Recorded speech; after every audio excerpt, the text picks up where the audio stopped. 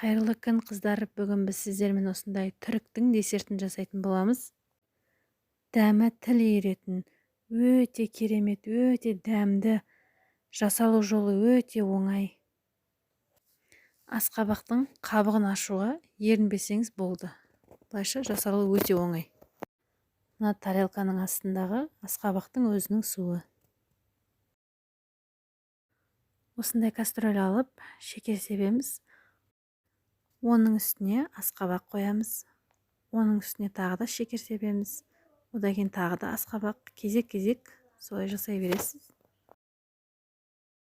Осылай асқабаққа шекерді сеуіп, қақпағын жауып, салқын жерге түнде жақын жасап қойыңыз.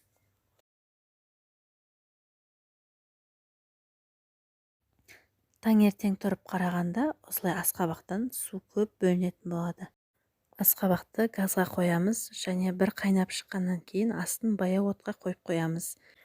30-40 минуттай асқабақ жұмсарғанша тұру керек. Қыздар, мінекей біздің десертіміз дайын. Жасап көріп, комментарийға рахмет айтуды ұмытпаңыздар. Осы десертті мен асқабақ жемеймін, мен асқабақ ұнатпаймын дейтін адамдарға беріп көріңіздер. Асқабақты бірден ұнатып кететін болады. Егер видео ұнаған болса, подписка жасап лайк басыңыздар, қыздар. Ас болсын.